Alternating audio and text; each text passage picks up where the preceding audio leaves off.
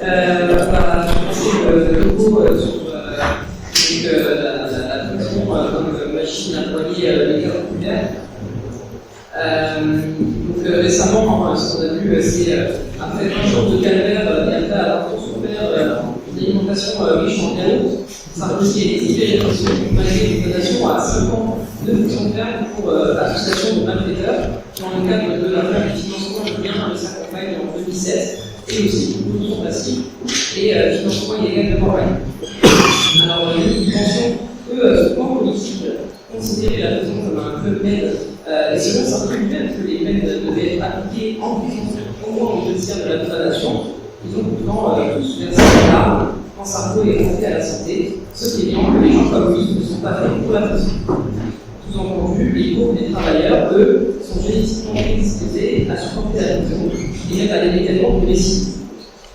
Pour comprendre cette décision et plus largement la fonction de la prison aujourd'hui, en France comme ailleurs, il faut expliquer quelques points, à commencer par le principe de justice de classe, selon nous, il est souverain dans la manière dont la justice est rendue sous le ciel capitaliste.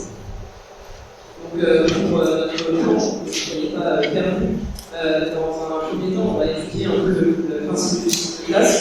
Dans un second temps, les origines du crime. Dans un troisième temps, la cause du crime. Et dans un dernier temps, nos perspectives face à la vie. Justement, la justice n'a pas la même réalité pour tout le monde. Puisqu'on en parlait, l'affaire Sarkozy, c'est un exemple criant de cette inégalité de traitement. Sarkozy avait été condamné dans l'affaire Kadhafi pour financement illégal de campagne, un délit qui est sévèrement réprimé dans le code pénal. Un crime, vous me direz, et bien pas de.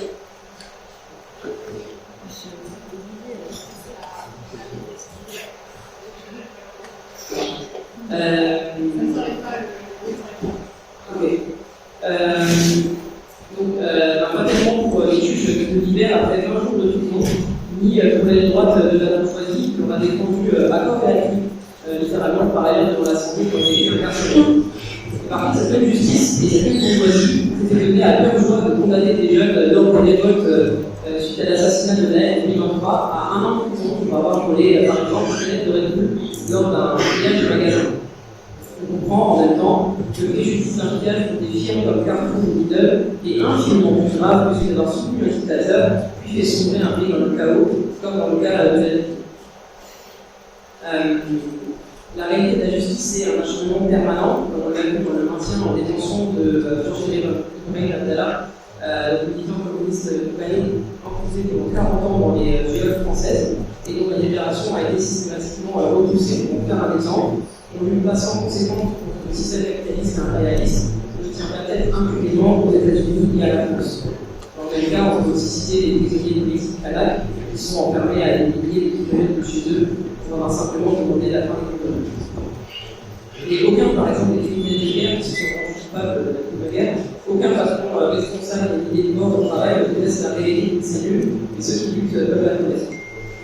La réalité, c'est que là où Sarko chouine en mangeant des démos, les autres détenus voient leur droit de vote remis en cause, par exemple, même sans occupation de droit civique dans leur condamnation. C'est aussi voir Sarko s'est invité à avoir plusieurs parents par semaine, alors que les autres doivent toujours attendre toujours plus. La violence de cette machine à poigner, elle est consciente, elle doit rabaisser, humilier et cacher cette misère pour le système est responsable. Et justement, c'est ce qu'on entend par la justice de classe. Et bien, on le voit par la prépondérance des prisonniers issus de la classe ouvrière, qui s'immigrent les classes populaires en général. La prison est une véritable machine à poigner les précaires, bien souvent jetée dans la misère et la délinquance par le chômage et le manque de perspective. La justice de classe, c'est une des représentations du petit monde qui est de fait représentée de la société bourgeoise, souvent le juge prolétaire bourgeois. En effet, la justice bourgeoise est rendue dans le cadre de la société bourgeoise et on obéit à l'idéologie bourgeoise. Cette justice, elle sert les intérêts de classe. Dans les codes de loi, on trouve la pénalisation du trouble à l'ordre public, quoi que ça veut dire. On trouve la satanisation de la propriété privée, inviolable. Et donc, enfin, le droit de propriété privée revient à être un délit, ce qui, dans le texte, possède la classe ouvrière de la possibilité d'administrer eux-mêmes leurs affaires et leurs entreprises. Le droit bourgeois est dans deux choses, l'état bourgeois et la propriété privée. Le droit protège ces deux socles essentiels de la société bourgeoise. Par contre, exploiter la classe ouvrière, c'est pas un crime, c'est le cas pour les bourgeois dans l'inaliénable. Un même crime, sur le principe du système de classe, n'équivaut pas aux mêmes condamnations. Et plus un individu empile les conditions de pouvoir, politique, économique, médiatique, il y a des gens qui sont sortis.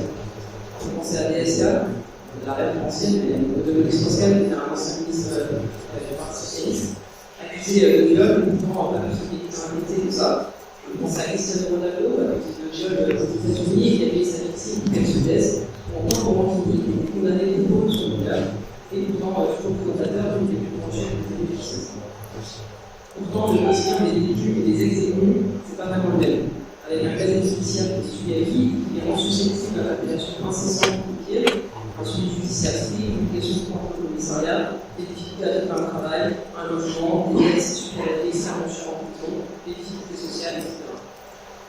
Côté catégorie sociale, sans surprise, on retrouve une énorme partie de la population carcérale qui est ouvrière ou sans emploi. Et on trouve aussi des militants politiques, souvent enfermés dans leur famille. Je vais parler d'Emmanuel Abdallah, et aussi Christian Ayrain du FDPS.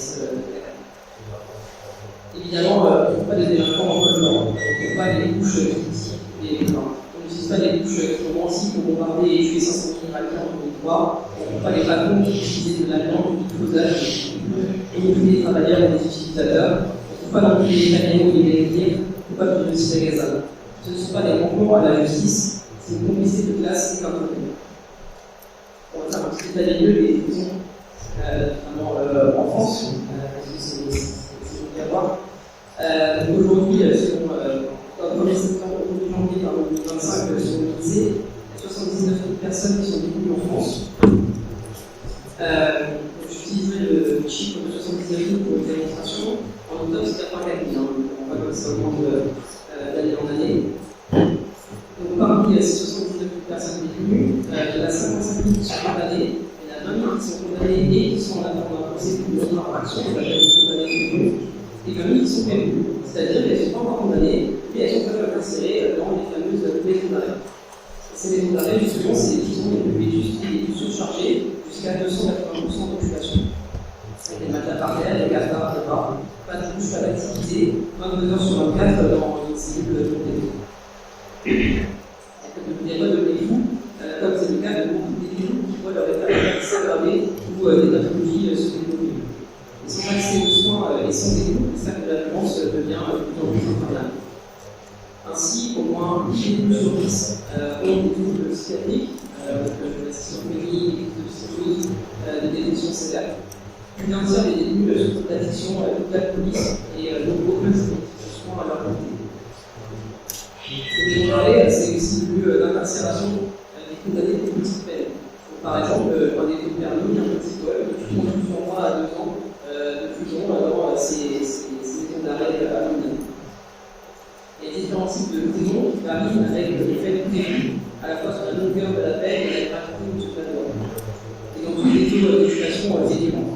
Donc, si les maisons d'arrêt atteignent toujours entre 150 et 150% d'occupation, voire 100% par ailleurs, et la roche sur 300% d'occupation.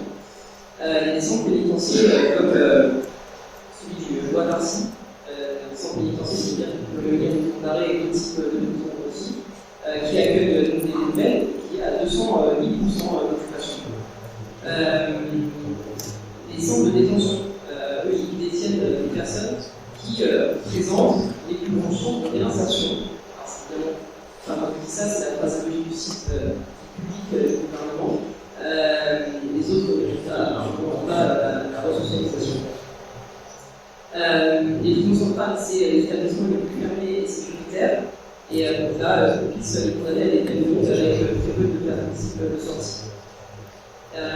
Officiellement, les établissements de peine depuis 2 ans, donc pas comme d'arrêt, ont un bonus, donc un nombre limité de détenus, ce qui ne pousse pas à aménager les peines, mais à construire de nouvelles prisons. Mais la règle du traitement des détenus révolte et la révolte dépasse le niveau des prisons. Ainsi, les QHS, donc la de sécurité, l'isolement total de tout contact des rapports humains, était hautement décrié jusqu'à leur démantèlement. Cette pratique, qui est littéralement de la torture, est ressortie aujourd'hui de la peine de mort comme une solution parce que le monde actuel, l'organisme de leur insérer et d'inflier. Et cette manœuvre avec la généralité dépasse le discours de non-sentiment qui véhicule cette idée de retour des QHS, celle de la réinstaurer pour tout le monde. Cette abolition des QHS a été obtenue de haute lutte et elle interdiction totale du système pénitentiaire. Parce que quand l'utilisation se relâche, on choisit revient à l'offensive, et ainsi Darmanin a annoncé il y a quelques mois l'ouverture de prisons de haute sécurité, dont le nom rappelle directement des QHS quand même, mais soi-disant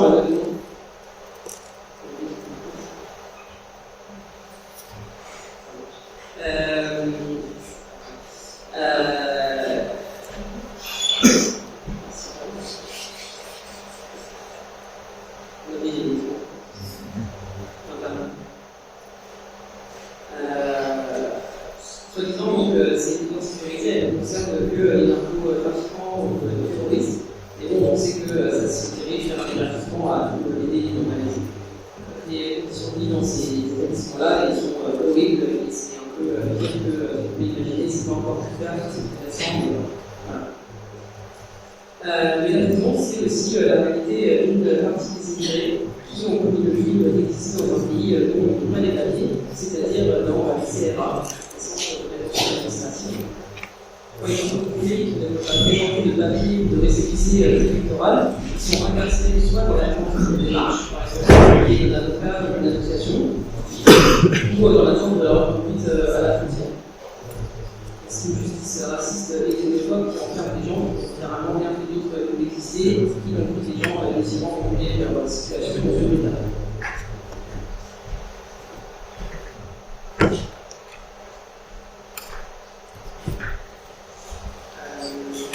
Dans l'Union européenne, des dizaines de milliers d'étrangers sont par ailleurs internés.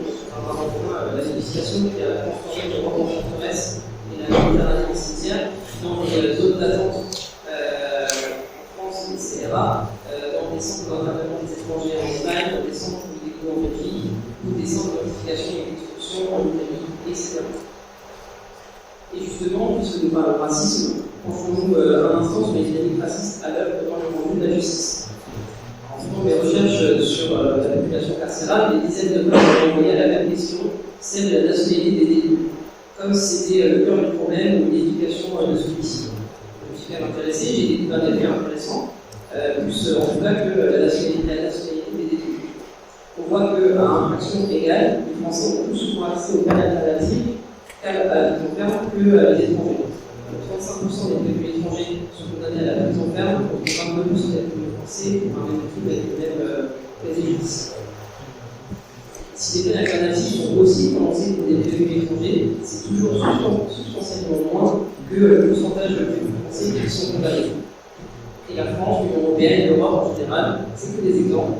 Et donc les statistiques techniques étant pas en France, on peut se baser sur la différence français et étranger pour appeler le principe de justice raciste. Prenons par exemple les États-Unis, ces statistiques, elles sont publiques. Donc, comptant pour 5% de la population mondiale, les États-Unis, c'est 25% de la population carcérale mondiale. Ces chiffres ne sont pas dus à une disposition politique de la part des Américains, mais surtout à la pauvreté qui fait rage et à une politique de justice extrêmement répressive. On parlait de la peine de mort, des plusieurs condamnations à plusieurs centaines d'années de prison. Dans le système carcéral américain, les Afro-Américains ils représentent 32% des détenus et 31 d'ici l'année 2023. Ça s'explique par plusieurs facteurs. Déjà la pauvreté à laquelle sont confrontés une partie large partie des Afro-Américains, l'exclusion sociale, le pillage racial, la grossesse, etc., qui les rend plus facilement soupçonnables et interpellés. Le Statistics Project, qui est un asso, un peu d'études sur les prisons, défend les réformes du système judiciaire, policier et pénitentiaire et contre l'incarcération de masse aux États-Unis, a fait une étude en 2023 qui montre que la surreprésentation de ces communautés vient aussi de la sévérité de la justice face aux peines noires. Par exemple, cette étude date de 2023, par exemple, ici, 2021 de 2021. Les Noirs américains étaient emprisonnés 5 fois plus que les Blancs, les Indiens d'Amérique, si on veut, les Asiatiques, c'est 4 fois, et les Latinos, c'est 2 fois plus que les Blancs. Et par exemple, on retrouve dans les États qui emprisonnent jusqu'à 9 fois plus noir et blanc, ou des États gouvernés par une droite depuis des temps, comme la Californie, par exemple. Je laisse la parole. Et moi, je vais vous parler de, qu'est-ce que c'est un crime ou un délit. Parce qu'en fait, on est un peu tous d'accord que voler, tuer, violer, c'est évident pour tout le monde, c'est un crime. Mais si on considère ça, dans ce cas-là, qu'est-ce qu'on fait de la peine de mort? Parce que si tuer, ça peut être le produit d'une décision de justice, alors que c'est pas un crime tout le temps. En fait, ça veut juste dire qu'on ne peut pas définir la criminalité par l'acte en lui-même. Parce qu'en fait, c'est bien le droit pénal et lui seul qui trace la frontière entre un comportement licite et illicite. Et le droit pénal, il a évolué chez ces dernières années. On a quelques petits exemples. En 1800, il y avait une ordonnance qui interdisait aux hommes de porter des pantalons. En 1975, pour que l'adultère soit plus puni pénalement, la dépénalisation définitive de l'homosexualité, c'est seulement en 1982. Il y a également les châtiments temporaires de l'esclavage, qui sont désormais répréhensibles pénalement. En fait, il y a des exemples qui sont vraiment nombreux du passage de l'illégalité à la légalité et inversement. Le crime, c'est l'acte que la société et ses lois décident de rendre illégal et passible de sanction. En fait, c'est une construction sociale. Mais on voit que Donald a développé sur la question de la justice de classe. Le capitalisme il repose sur un système d'irresponsabilité quasiment absolue d'une certaine catégorie de la population, les donneurs d'ordre et les actionnaires. Cette sélection sociale au sein de la justice, elle est pas nouvelle. En fait, la prison, ça a toujours été un mode de gestion de la pauvreté, à l'abri des regards, dans une société capitaliste qui produit à foison de la pauvreté. En fait, là où les prisons, elles avaient une place relativement marginale dans la politique répressive des États, et notamment de l'État français, la généralisation de la politique d'enfermement comme telle, ça va développer après la Révolution de 1789 sur des bases humanistes. En fait, l'idée, c'est de mettre fin à des châtiments temporels, de punir humainement, sans porter atteinte à la dignité des personnes. En fait, ça s'inscrit dans toute la philosophie des Lumières qui accompagne ce moment. À cette époque, c'est aussi la période de consolidation du pouvoir de la bourgeoisie. En fait, cette évolution pénale, elle va se faire le reflet des transformations profondes de la société. La bourgeoisie, à ce moment-là, devient la nouvelle classe dirigeante, et ce dont elle a besoin, c'est de main-d'œuvre. Une main-d'œuvre capable de travailler dans la nouvelle économie capitaliste qui est en train de se développer. Donc, l'abandon des châtiments temporels pour les remplacer par la prison, c'est aussi une manière très efficace de punir sans trop abîmer les corps, sans les rendre incapables d'exploitation. Et le droit, donc ce système de droit fait pour protéger la domination de la bourgeoisie basée sur l'exploitation des travailleurs, fait que fondamentalement inégal. En fait, l'enfermement des individus désignés comme dangereux pour la société, c'est surtout parce qu'ils sont dangereux pour le privilège des possédants, et ça devient nécessaire à cette période-là. En fait, il s'agit aussi de terroriser la classe ouvrière, qui est quand même crainte dans la bourgeoisie, et donc de mettre en place un système carcéral de conditions toujours plus insupportables. Et ça va venir hanter des générations de pauvres, et notamment inspirer des romanciers comme Victor Hugo, où il y a Jean Valjean qui va être condamné à 100 ans de bagne pour avoir volé du pain. En fait, c'est l'expression quand même la plus barbare d'une société qui est incapable de nourrir ses membres et qu'on jette au cachot pour le vol d'enfants. Mais aujourd'hui, c'est toujours bien la pauvreté qui remplit les prisons. Nous l'a un peu expliqué. Dans une enquête qui a été faite sur les prisons françaises de 2022, qui a été rapportée par l'Observatoire international des prisons, il y a 15% des répondants à l'enquête qui déclarent avoir été dépourvus de ressources financières avant leur entrée en prison. Et il y a un cas qui déclare avoir comme ressource principale des aides sociales. Là où 65% des Français en emploi qui bénéficient d'un CDI, il y a seulement 45% des détenus qui travaillaient avant leur entrée en prison qui relevaient du statut de CDI. On a également une surreprésentation des ouvriers, parce qu'en fait ça représente 39% de la population carcérale contre 20% de la population générale. Et la prison elle-même, elle a bougé. En fait, c'est 45% des personnes interrogées en situation de pauvreté avant leur incarcération, c'est 70% au cours de la détention. Concrètement, il y a un tiers des répondants qui vivent avec moins de 20 € par mois et 16% sans aucune ressource. Et alors qu'en avril dernier, le ministre de la Justice, Darmanin, il envisageait de faire payer aux détenus une contribution aux frais de leur incarcération, un peu la réalité que tous les discours démagogiques occultent bien volontiers. En fait, contrairement à une idée reçue, les détenus qui payent extrêmement cher les biens et les services élémentaires. Par exemple, le téléphone, c'est 110 € par mois pour 20 minutes d'appel quotidien. Un téléviseur, c'est 15 € par mois, un frigo, c'est 7,50 €, et à cela, il faut ajouter tout un tas de charges hors de la détention, les loyers, les crédits, les pensions alimentaires, les dettes pénales, parfois l'aide à la famille ou les indemnités de partie civile. Ça, c'est aussi la porte ouverte à l'endettement, en fait. Il y a 2 tiers des entreprises qui se retrouvent en situation d'endettement. Et du coup, quand la sortie approche, en fait, c'est beaucoup plus l'appréhension que le soulagement. Ça veut dire souvent pas de boulot, pas d'apport, pas de vie sociale, pas de revenu. Donc, en fait, mettre à l'écart une population socialement indésirable, c'est ça à quoi ça réfléchit. Le développement du capitalisme, il s'est accompagné de la nécessité d'un contrôle social lié à l'industrialisation, au développement des campagnes et à la concentration d'un prolétariat pauvre dans les villes modernes. À ce moment-là, la peine de prison, elle est apparue comme l'outil juridique et pénal le mieux adapté à la gestion de la pauvreté de masse qui s'est développée au sein du prolétariat. Mais les politiques d'environnement ont continué à devenir une arme majeure des classes dominantes. En fait, par exemple, durant la période des années 60-70, voire même des années 80, la politique carcérale, ça va devenir une politique de masse dans les États bourgeois dits démocratiques.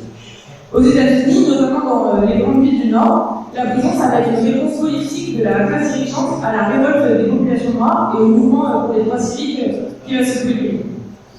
La mise en mouvement de millions de Nord-Américains pour leurs droits et la radicalisation d'une partie de la population va faire peur à la classe dirigeante. Quelques années après, alors que le chômage de masse s'abat sur la classe ouvrière, la politique réactionnaire qui criminalise toutes les infractions à la loi va être prolongée sous le nom de guerre contre la drogue. Et en fait, ça c'est surtout une campagne sécuritaire qui va cibler les jeunes noirs et les jeunes hispaniques des ghettos des grandes villes pour les envoyer en prison. Durant cette décennie, c'est 3000 prisons qui vont être construites et il y a 40 États qui vont adopter la règle du 3 fois et c'est fini, qui permet en fait d'enfermer à vie toute personne qui a été condamnée 3 fois pour la même infraction et peu importe la même chose. À cette même période, il y a des slogans de campagne qui vont être enfermés et jetés la clé. C'est quand même assez novateur.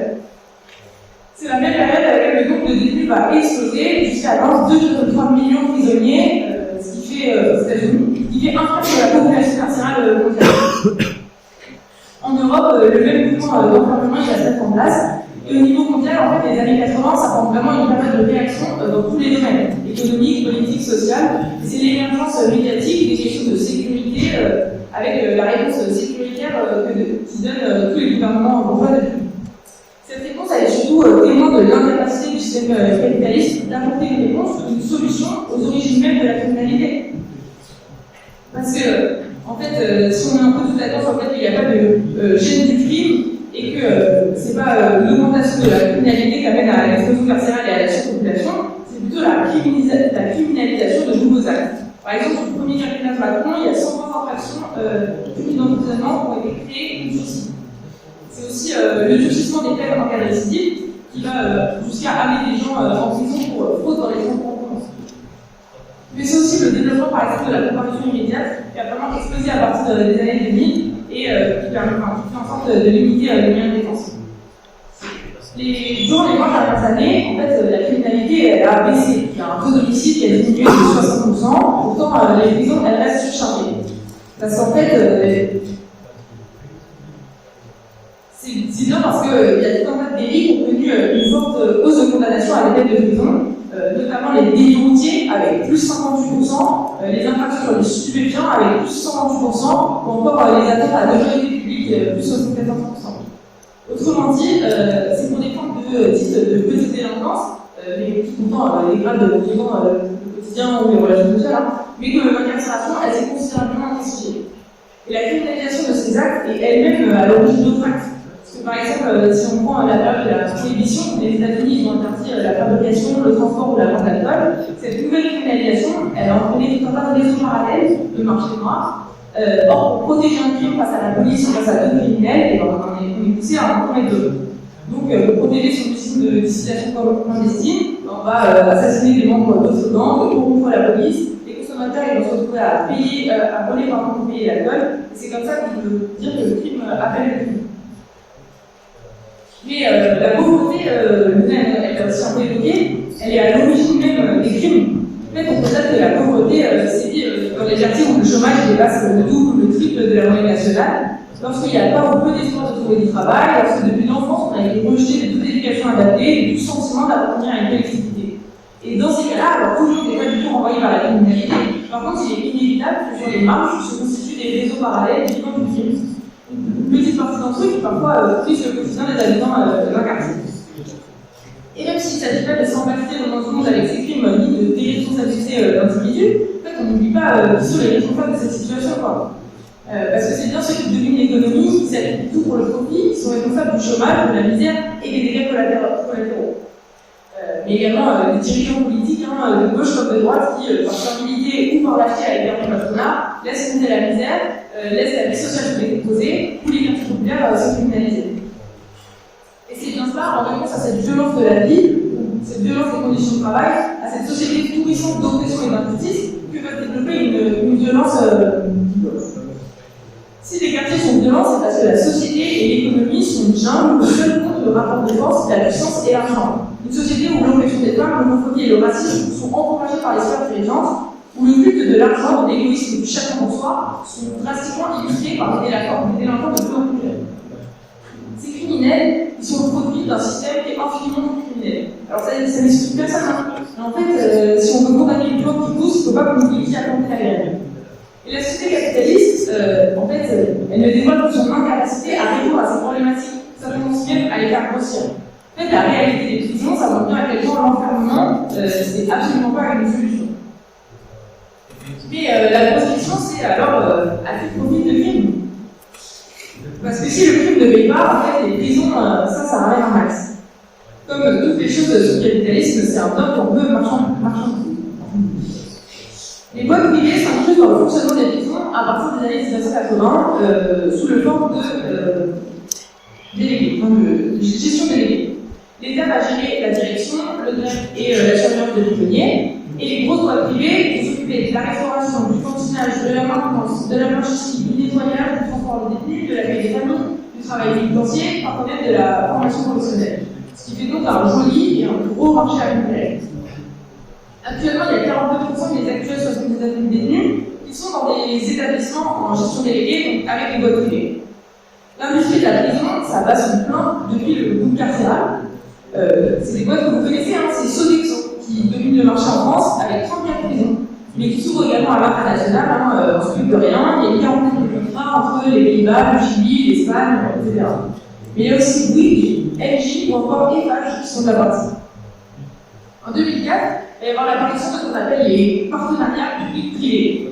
En fait, à partir de ce moment-là, les boîtes privées, elles peuvent désormais s'occuper de la conception et de la construction des prisons, et en plus de la gestion. Et ce, la plupart du temps avec des contrats d'environ 25 ans. Voilà donc à l'échelle les plus grosses assemblées d'argent. Le montant versé par l'État à l'industrie carcérale, il est à peu près de 6 millions par an. Pareil, par rapport à la course de sur les 80 milliards de dollars de budget public consacré aux prisons aux États-Unis. Et ces contrats PPP, partenariat PPP, c'est aussi l'engagement de ne rien modifier à sa politique carcérale, parce qu'en fait, les contrats, à partir du moment où ils sont signés, ils obligent l'État à ne rien réformer sous la peine de compensation donnée aux entreprises. Par exemple, en 2011, le ministère de la Justice de l'époque avait envisagé de baisser le prix de location des téléviseurs pour les détenus, et en fait de l'uniformiser entre les prisons sous PPP et les prisons qui sont uniquement publiques.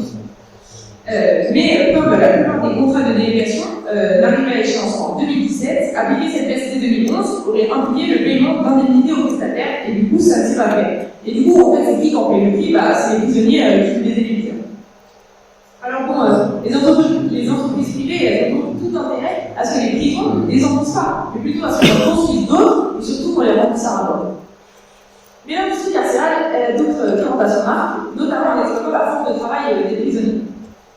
Si dans de nombreux pays du monde, l'enfermement donne surtout lieu à l'arrivée en temps de travail, en France, le travail des détenus il est resté obligatoire jusqu'en 1987, et vraiment hier.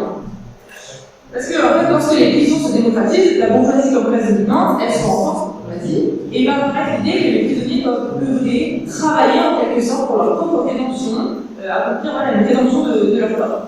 Il y a un petit mélange de morale religieuse, intérêt bourgeois, et tout ça, ça va justifier ce travail obligatoire jusqu'au 80.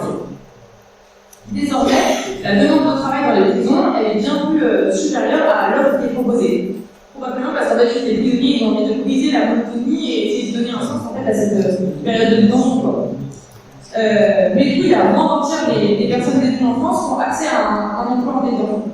Et pour celles qui travaillent, c'est la porte ouverte à toutes les infractions au code du travail. Parce qu'en fait, il n'y a pas de travail en prison. Les contrats, ils ne sont pas basés dessus. Enfin, à vrai dire, il y en a un qui a été proposé à partir de 2022, mais il n'a toujours pas été mis en place. Du coup, c'est aussi un moment où les liens de subordination sont poussés à l'extrême, les tâches elles sont extrêmement répétitives, non qualifiantes, la protection sociale elle est minimale, il n'y a pas de congé payé, il n'y a pas de syndicat, les détenus bénéficient d'une couverture sociale en cas d'accident de travail seulement depuis 2022. Et quant à la rémunération, elle est indécente, puisqu'en France elle est entre 20 et 45% du SMIC. Considérant que le SMIC il est à 1 400 € net en 2025, ça représente entre 280 et 600 € par mois pour un 35 heures. Et malgré son interdiction depuis la loi pénitentiaire de 2009, la rémunération à la pièce, elle demeure encore monnaie courante dans les prisons. En fait, à l'ombre des prisons, quand ils sont un tout petit peu cachés, c'est la voie ouverte à l'exploitation la plus ardue. Et aux États-Unis, où la proportion d'individus incarcérés est 8 fois supérieure à celle de l'Union européenne, l'exploitation carcérale est au cœur de l'économie américaine. Et pour la loi, nul besoin de chercher bien loin, puisque dans le 13e amendement de la Constitution américaine, on nous explique qu'il existera sur le territoire des États-Unis ni esclavage ni servitude involontaire, si ce n'est en punition d'un crime dont le coupable aurait été dûment condamné. En fait, la condamnation pénale, elle implique de fait un travail forcé. Et ça, jusque dans les années 30, où les détenus étaient tenus de travailler pour le gouvernement, pour des entreprises privées qui louaient la main-d'œuvre auprès des prisons d'État. Cette clause qui maintenait une forme d'esclavage d'État derrière les barreaux, comme ça a été d'ailleurs dénommé dans un arrêt de la Cour suprême de l'Union, allait surtout permettre le travail forcé de millions de Noirs, qui à ce moment-là représentaient la majorité de la population carcérale, et les priver de leurs droits élémentaires, les soumettre à l'exploitation la plus brutale et souvent pour le plus grand bénéfice des sociétés privées. Selon l'expression d'Angela-Davis, en fait, on est passé des prisons d'esclavage à l'esclavage des prisons. Les syndicats ils vont protester contre cette pratique qui va mettre les concurrents, qui met en concurrence les travailleurs les uns avec les autres et entraîne une baisse des conditions de travail, et il y a un salaire qui va arriver après ça.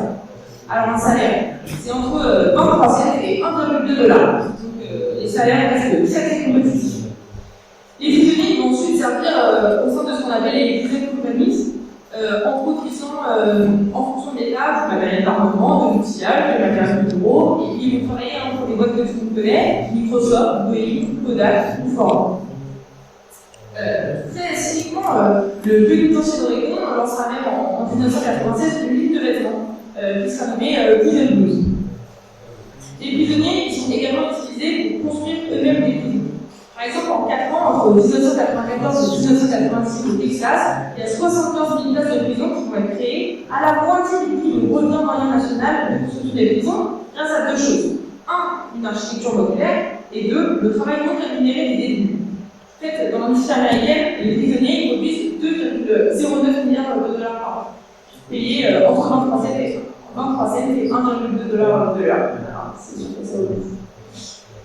Bon, encore une fois, les lois privées et les politiques sont bien compris que remplir à rabord les prisons, c'est surtout se remplir à rabord les poches. Et pour remplir les prisons, les politiques sécuritaires, c'est bien les meilleures années des capitalistes. Et par la même occasion, ceux qui les portent, donc en premier lieu l'extrême droite. L'extrême droite qui se renforce et se permet de toujours plus de répression pour lutter contre un manque de sécurité. Mais l'instrumentalisation des thèmes de l'insécurité pour en proposer des fausses solutions racistes ou toujours plus barbares dans la restauration de la peine de mort, c'est un discours démagogique qui ne sert qu'à répondre à une peur, notamment dans les milieux militaires, et à chercher plus de votes sans proposer des vraies réponses. Parce que oui, en fait, la peine de mort, qui a encore été proposée par Marine Le Pen il y a quelques années, ça n'évite non seulement pas les violences judiciaires, mais ça n'évite surtout pas les trafics, les crimes, et en fait ça ne répare même pas le mal aux victimes ou à leurs proches, et elle ne résout en fait aucun problème de violence. Si la peine de mort n'existe plus dans une centaine de pays, il reste quand même une quinzaine de pays qui ont commis 800 exécutions en 2024. Et pour la France, le fait que l'abolition soit inscrite dans la Constitution, c'est absolument pas un retour en arrière.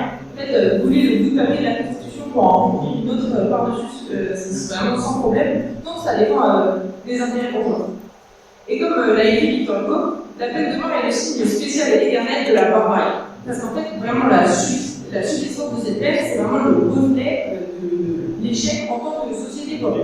Une société renvoyée à l'atrocité de la culture totale face à la violence auquel elle ne peut ni ne veut mettre un terme, et même qu'elle engendre.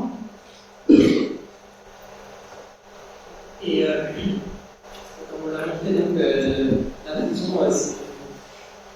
c'est le produit du capitalisme. Et bon, par exemple, il était bien utile de pouvoir contraindre les travailleurs à bosser avec acharnement pour pas rien à l'époque de l'industrialisation, comme le démontre Marx dans le chapitre du Capital intitulé Jeunesse du capitalisme industriel. Les bourgeois ont eu besoin de mettre sur pied un système répressif, à la fois contre les rebelles, contre les marginaux, jugés sans procès et parfois emprisonnés très longtemps. Alors justement, que faire face à l'adversité sécuritaire, que faire pour détruire la prison, mais on fait aussi un autre avenir que celui de l'immobilier volé sur le pays. Il n'y a pas de réponse simple ni de raccourci, c'est à l'ensemble du système capitaliste qu'il faut s'en prendre. La bourgeoisie s'approche du pouvoir, d'abord par sa captation des moyens de production, mais aussi par la terreur de la police, la terreur de la loi, de la perte de l'emploi qui tombe dans la réserve, et elle tient aussi par le racisme et la gestion. Évidemment, nous, on a force de faire haut et fort notre condition anticarcéraliste sans concession. La violence, ni la mort, ni la prison, n'a jamais offert de réconfort réel aux victimes, ni n'a permis aux condamnés de recommencer leur vie sur le bon pied. Évidemment, nous disons haut et fort qu'il faut détruire les prisons brique par brique, comme le dit souvent, et à commencer par les prisons injustes, les centres de réduction administrative, et les désemparés sont enfermés des gens pas condamnés. Mais mener ce combat ne peut pas se faire sans une analyse de classe. Il faut savoir qui sont les détenus, qui sont les condamnés, qui sont les juges et quel budget politique les servent. Il faut mener un combat global contre les racines de la misère et de la délinquance. Évidemment, ces racines qui prennent souvent pied dans les prisons assez ouvertes dans lesquelles sont enfermés plein de jeunes travailleurs dès leur naissance, aucune perspective de sortir, à part quelques-uns tirés cette misère est nécessairement retenue par le système, de même que la spirale du crime. En fait, le combat de la prison, c'est le combat des révolutionnaires, et on sait que la France des travailleurs a plus d'une fois permis de faire éclater les fers qui leur serraient les poignets. Nous ferons aussi longtemps qu'il le faudra le constat que la société bourgeoise choisit toujours d'enfermer là où elle pouvait soigner et réintégrer, tout simplement parce que ça coûte moins cher. Le discours de l'insécurité et de la hausse de la criminalité est un business gagnant pour qui peut être et d'une part, pour pratiquer la solidarité avec nos frères et sœurs de classe enfermés, et aussi parce que les prisons sont parfois défendées par les révolutionnaires, nous devons affirmer notre position à la prison. Ces prisonniers politiques, qui existent toujours évidemment, que ce soit approuvé ou non selon les législations, on a demandé qu'il n'y a pas de politique en France, que c'était un rêve, les 40 ans de prison de Maïga. En fait, ces prisonniers-là, ils présentent un risque qu'à l'ordre bourgeois. Je parle de révolutionnaire justement, alors je peux difficilement faire abstraction du goulag stalinien, en fait de l'évoquer. Ce mot désigne en plus la direction principale des camps, c'est la commune de Vladimir Parmenier et la Grey, la direction principale des camps. Le mot goulag est popularisé et utilisé dans le langage maintenant par un bouquin qui s'appelle l'archipel du goulag de Solzhenitsyn, qui a été emprisonné dans un camp de travail sous Staline. En fait, c'était des colonies pénitentiaires où a été effectués des travaux avec des fins de bas, comme faire les lignes de chemin de fer en Sibérie, etc. Il y a différents types de colonies pénitentiaires correspondant à différents stades d'isolation ou de surveillance des détenus. En fait, si ces camps de travail, c'était une manière de gérer les éléments contre-révolutionnaires pendant la guerre civile, avec la démocratisation et la stabilisation du pays, ce sont devenus des moyens en fait, de faire toute opposition et toute rébellion. Et quand les révoltes commençaient à traverser les condamnés et à dépasser les murs de la colonie, justement, la surveillance se renforçait de plus en plus. Et à ce titre, on peut penser aux isolateurs qui portaient leur nom, isolés. Par exemple, on peut penser à celui à côté de la petite ville de Berlin-Brest en Sibérie, où étaient enfermés des terroristes, notamment.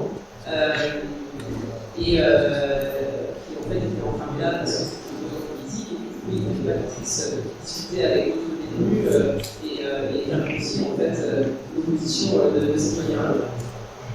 Et justement, il y a des écrits qui sont sortis quand même, parce que même enfermés dans l'ordinateur avec des écrits qui ont été retrouvés en 2018, il me semble, dans la maison de Berlin-Brest, et qui en fait décrit les conditions de vie et aussi les révolutions politiques de ces détenus revenant à la scène. Près de 25 millions de soviétiques contre le goulag, ça fait une personne sur 6. Bon, évidemment, notre projet est pas flexible et n'a rien à voir avec une surpassion familiale. Nous, on voit la réhabilitation à la prévention jusqu'à la punition, surtout jusqu'à la punition. Sans pour autant dire que les actes ne peuvent pas avoir de conséquences, mais réfléchir à d'autres méthodes d'enseignement sans pas flexible. Et pour Staline, c'est un moyen, comme de faire taire l'opposition, toujours à s'exprimer et à rassembler des gens autour d'elle, même sans presse, même en exil, même en mouvement. Alors justement, la flexible de combat, c'est quoi? La société à laquelle on aspire, elle est débarrassée de la fusion. Et pas parce qu'on pense que tout le monde sera beau, tout le monde sera gentil, mais parce que ça revient à la racine du problème de la misère. Il y a bien des défis qui sont éliminés, et bien des faits qui pourraient être placés dans des centres de réinsertion avec des moyens pour permettre aux gens de repartir du pied dans la vie. En permettant de détecter plutôt les difficultés sociales, familiales, psychologiques, plus à la délinquance, qui est possible avec des moyens, des solutions qui ne vont pas leur fermer les jambes pour qu'on ne voit pas cette état sociale. On aurait compris que c'est une question de moyens et de priorités que les Québécois ne veulent pas mettre ici, parce que le cas d'intérêt est bien tiré, hormis par le travail mal payé dans les prisons, on va en parler. Dans un monde débarrassé de la logique politique qui s'infiltre partout, la société s'en débarrasser de ses rapports. La priorité pour nous, c'est le genre humain, c'est la planète, c'est pas la thune ou les possessions ou l'accumulation de fric. Lutter contre la prison, comme lutter contre toutes les immondices de notre société, ne trouvera de réelle issue justement que dans le combat contre le syndicalisme. Et évidemment, encore une fois, notre rôle à nous, c'est de dénoncer la vie actuellement, dénoncer les conditions de vie des détenus, l'insanité de la justice, et dénoncer toutes les formes d'enfermement, et notamment les formes d'enfermement des prisonniers politiques, y compris dans des pays qui n'ont pas inscrit cette spécificité dans le droit. On peut penser parfois aux prisonniers pénales qui sont enfermés dans l'est de la France alors qu'ils viennent alors on ne dort pas, c'est mais nous on pense justement aussi que le mouvement ouvrier doit se saisir de cette lutte anticarcéraliste parce qu'on sait que c'est lui qui est la force révolutionnaire de la société, que donc il changeait quelque chose et la lutte des QHS